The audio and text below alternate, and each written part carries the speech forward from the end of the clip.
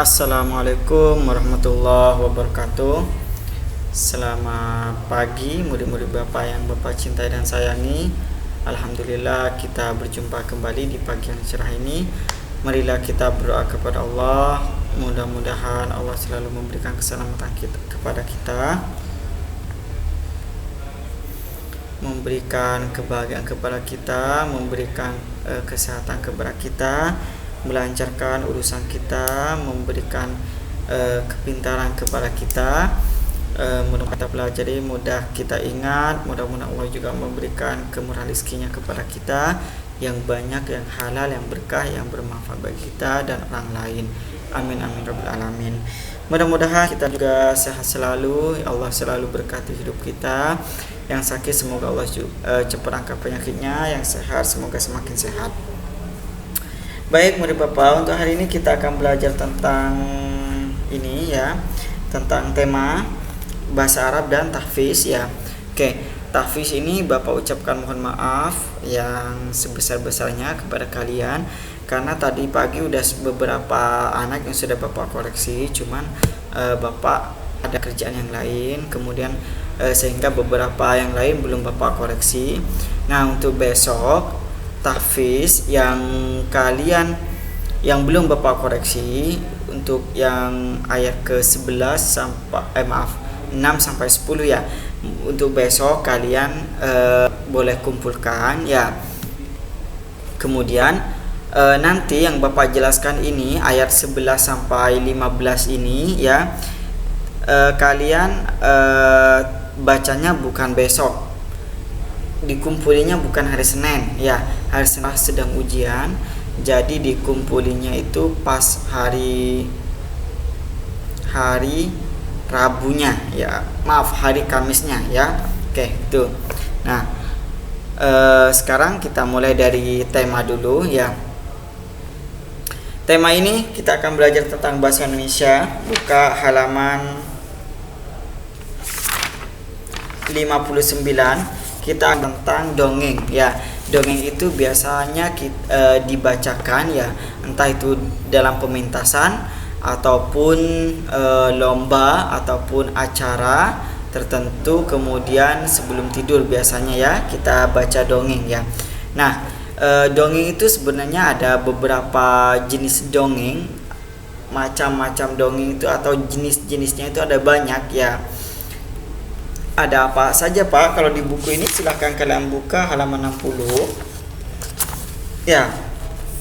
Di situ ada jenis dongeng. Bapak di sini akan baca yang hampir sama, kalau agak sama. Yang lain gimana Pak? Apakah saya mau tulis? Ya. Yang pertama di buku kalian itu ada myth. Ya, myth. Myth itu berasal dari bahasa Inggris ya, artinya mitos ya. Jadi dongengnya itu isinya tentang segala sesuatu yang mitos ya, atau makhluk gaib ya, atau makhluk halus ya, seperti contohnya masalah tentang jin, masalah tentang dewa, masalah tentang kekuatan gitu ya. Nah itu masalah tentang dewi ya, siluman ikan, siluman ular gitu. Nah itu masuk di mitosnya, dongengnya itu masuk di mitos. Kemudian yang kedua di buku kalian itu ada sage ya. Apa sage itu Pak? Menceritakan tentang kepahlawanan, contohnya dongeng tentang Soekarno, tapi bukan cerita panjang ya dongengnya itu dikit ya. Kemudian cerita tentang Cut Nyak-Din gitu ya, dongeng tentang Cut Nyak-Din, dongeng tentang apalagi Kiang Santang gitu, itu kan salah satu pahlawan gitu ya. Nah kemudian berikutnya nomor 3 itu ada fable. Punya kan ada fable. Fable ini ceritanya itu berkaitan dengan binatang ya. Jadi ceritanya tentang binatang. Contohnya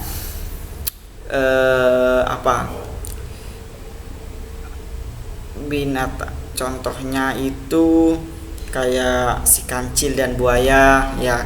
Kemudian semut merah dan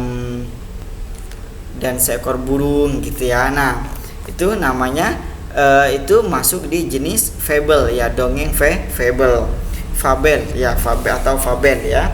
Kemudian yang keempat itu ada legenda. Kalau legenda itu menceritakan sesuatu yang pernah terjadi ya. Ini berbeda dengan mitos ya, dan hampir sama dengan sage ya. Tapi kalau sage ini tentang kepahlawanan atau tokoh gitu ya. Kalau legenda ini kejadiannya itu benar-benar terjadi ya. Contohnya kisah Danau Toba gitu ya, Candi Prambanan gitu ya. Kalau di sini punya kalian contohnya asal usul Danau Toba udah, asal usul Gunung Kembar gitu ya, asal usul Gunung Merapi gitu. Nah, itu namanya legenda. Legenda Banyuwangi gitu ya. Biasanya di Jawa itu banyak cerita ya. Asal usul air mata ibu gitu ya, itu kan legenda suatu tempat ya, tapi diceritakan.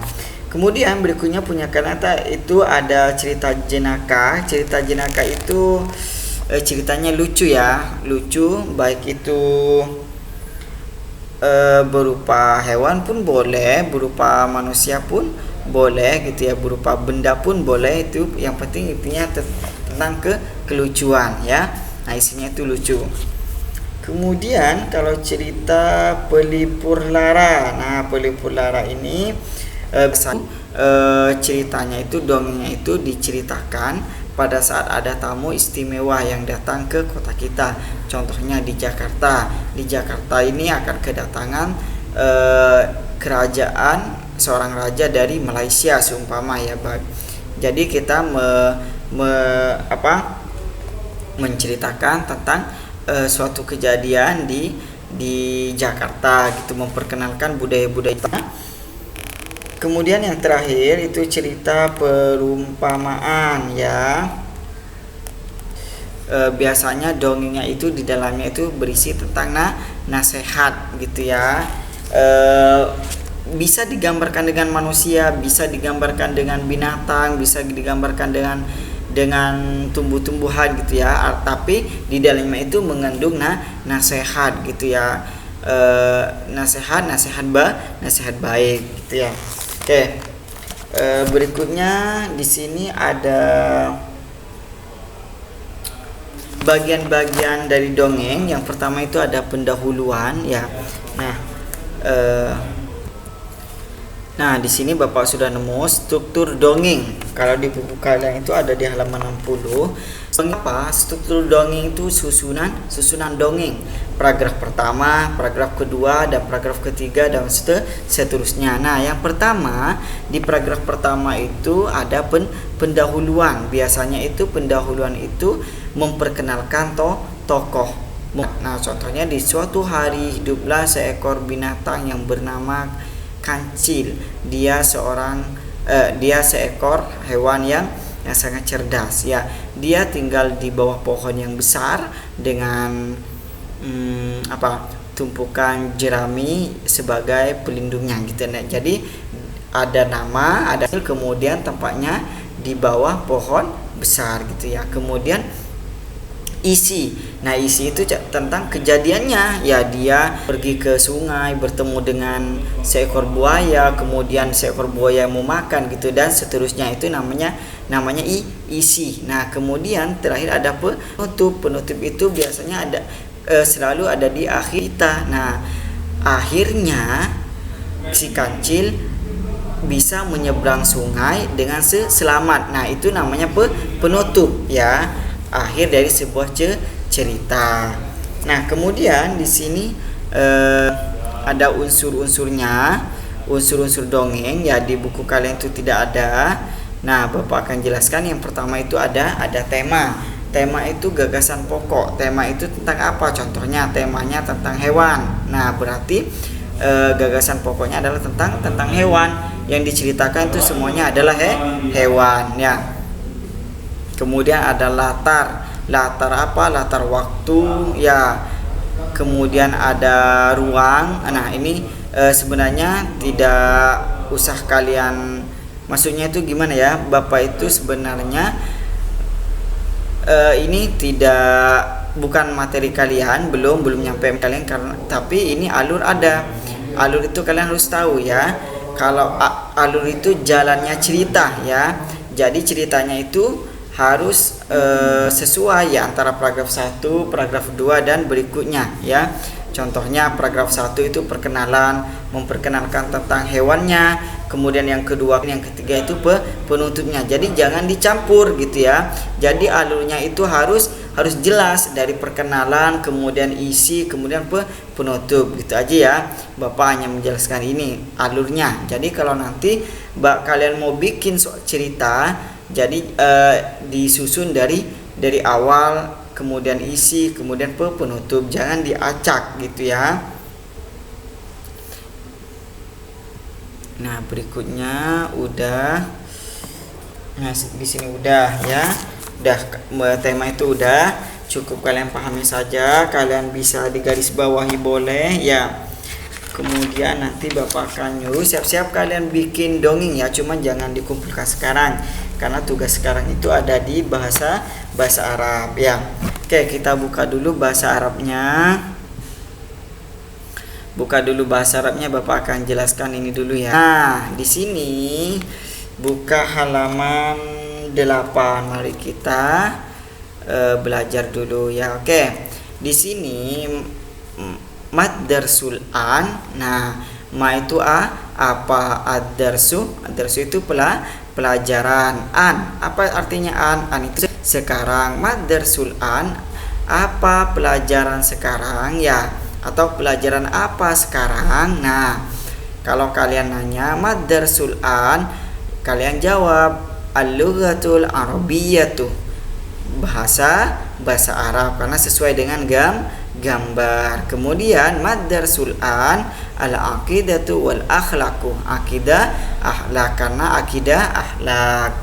Kemudian ada yang nanya lagi, mad darsul an al-fiqhu, fikih ya. Kemudian mad darsul an at-tarikhul islamiyyu, nah sejarah kebudayaan Islam. Oke, sekarang tugasnya ada di sini ya. Nah, tugasnya ada di sini. Silahkan kalian jawab. Ini sudah ya. Mad darsul an, kan langsung ini pelajaran apa? Ini pelajaran apa gitu ya. Gampang ya, tugasnya gampang. Ini pelajaran apa? Kalian tulis bahasa Arabnya. Jangan tulis bahasa Indonesianya ya, bahasa Arab. Nah, dah berarti sudah selesai. Minggu depan kita belajar apa ya? Minggu depan kita akan jadwal pelajaran. Oke, sudah untuk bahasa Arab dan tema pelajaran terakhir adalah tahfiz ya.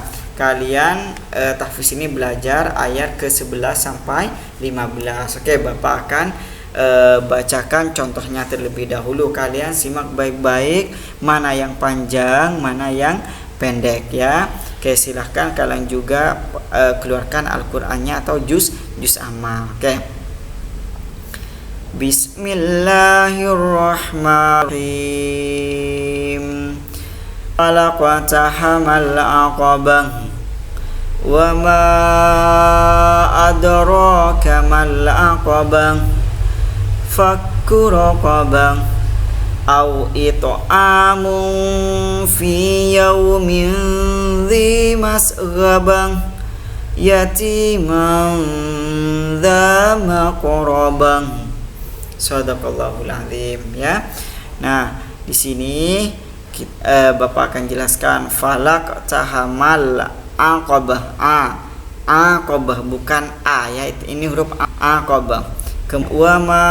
Ma-nya panjang, nah, kemudian fakku, ini fakku bukan faku, fakku raqabah. Kemudian it, ini to bukan ta, bukan it amum ya. Kemudian ini the bukan di, nah bukan zi, bukan ji, tapi the masghabah.